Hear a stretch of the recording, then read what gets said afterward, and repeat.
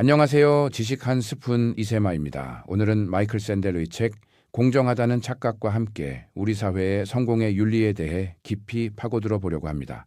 과연 우리가 믿는 성공은 정말 공정한 것일까요? 여러분은 귀족 사회와 능력주의 사회 중 어디에서 살고 싶으신가요? 아마 대부분의 사람들은 이렇게 답할 겁니다. 가난하다면 능력주의 사회를, 최상위층이라면 귀족적 사회를 선택하겠다. 합리적인 선택처럼 보이지만 여기엔 생각지 못한 함정이 숨어 있습니다. 귀족 사회에서 상류층으로 태어났다면 자신의 특권이 순전히 행운의 결과임을 인식할 겁니다. 반면 능력주의 사회의 최상위층은 어떨까요? 그들은 자신의 성공이 노력과 재능으로 쟁취한 것이라고 믿기 쉽습니다. 비슷한 이유로 귀족 사회의 가난한 사람은 자신의 낮은 지위가 스스로의 책임이라는 부담을 덜 수 있지만 능력주의 사회의 밑바닥에 놓인 사람은 자신이 겪는 불우함이 재능과 야심이 부족했던 탓이라고 생각하게 됩니다. 영국의 사회학자 마이클 영은 일찍이 그의 책 능력주의에 등장해서 능력주의를 디스토피아로 그렸습니다. 그는 능력주의 사회의 도덕적 논리를 적나라하게 파헤쳤죠.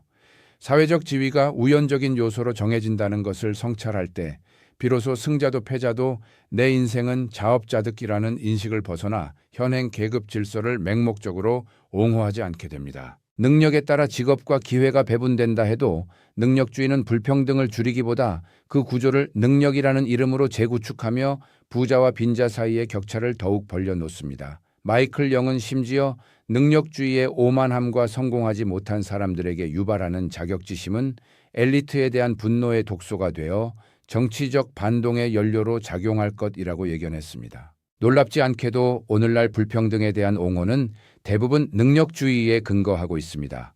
하지만 능력주의에는 두 가지 강력한 반론이 있습니다. 첫째, 능력주의가 실현된 사회가 과연 정의로운가? 둘째, 능력주의가 공정하다 해도 과연 그것이 좋은 사회인가? 완벽한 능력주의는 과연 정의로울까요? 만약 성공에 대한 모든 불공정한 장애물이 제거되어 모두가 공평하게 겨룰 수 있게 된다면 그것이 진정 정의로운 사회일까요?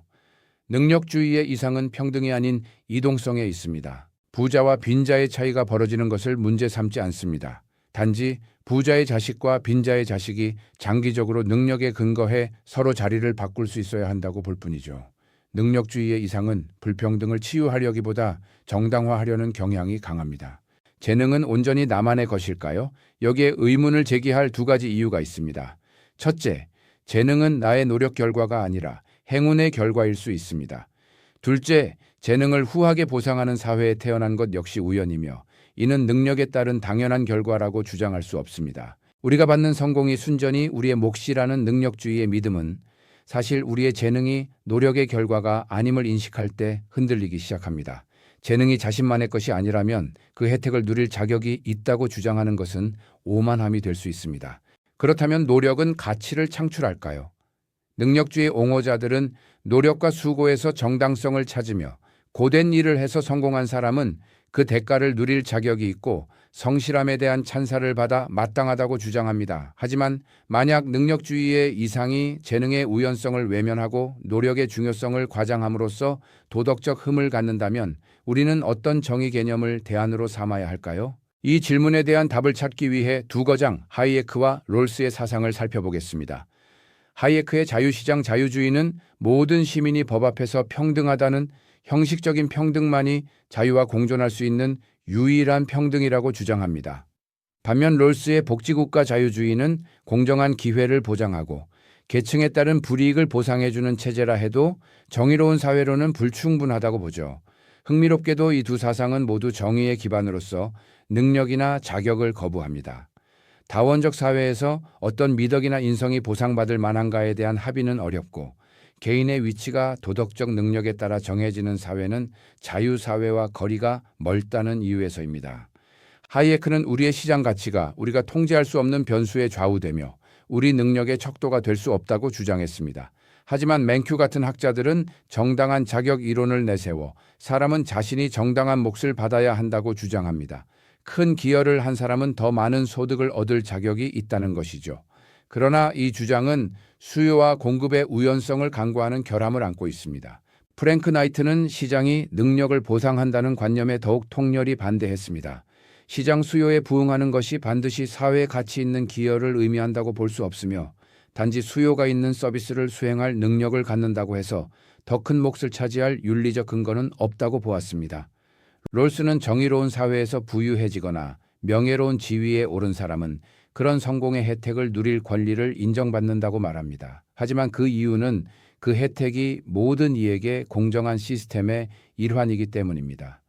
자격은 주체가 무언가를 주장하는 것이지만 권리 인정은 일정한 경쟁 규칙을 준수했을 때 부여되는 것이죠. 롤스의 이러한 반능력주의적 사고방식은 성공한 사람을 낮추고 불우한 사람을 위로하는 듯 보이지만 동시에 정당한 기대에 대한 권리를 인정하는 것이 능력주의적 오만과 노동계급의 분노를 불러올 수 있다는 점을 지적합니다. 불평등을 줄이기 위한 시도 중 하나인 행운 평등주의도 있습니다. 이는 개인의 재능이나 환경 등 통제 불가능한 운에 의해 발생한 불평등을 보정해야 한다는 사상이죠. 하지만 행운 평등주의는 결국 개인 책임을 강조하며 능력주의와 유사한 형태로 귀결될 수 있습니다. 또한 불운한 사람들이 스스로 불운을 증명해야 하고 엄격한 기준과 굴욕을 요구하며 노력과 선택에 따른 불평등을 옹호한다는 문제점도 안고 있습니다.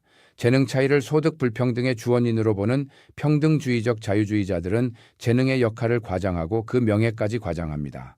재능을 생물학적 개념으로만 이해하고 재분배를 논한다면 이는 오만으로 이어질 수 있습니다. 원래 능력주의라는 말은 비하의 의미를 갖고 만들어졌습니다. 하지만 오늘날에는 찬양과 갈망의 용어가 되어버렸죠. 능력주의의 언어는 공적 담론을 지배했지만 그 악영향에 대해서는 제대로 인식되지 못했습니다.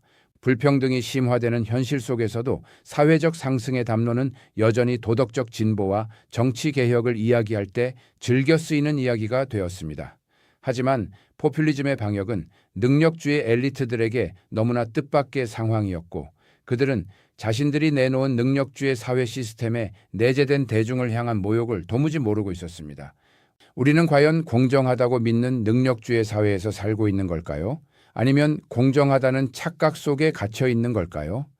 샌델 교수의 책은 우리에게 성공과 실패, 그리고 정의에 대한 근본적인 질문을 던집니다. 여러분은 이 질문에 어떻게 답하시겠습니까? 오늘 영상이 여러분의 생각에 작은 울림을 주었기를 바랍니다. 다음 시간에도 흥미로운 지식 한 스푼으로 찾아뵙겠습니다. 구독과 좋아요, 알림 설정 잊지 마세요. 감사합니다.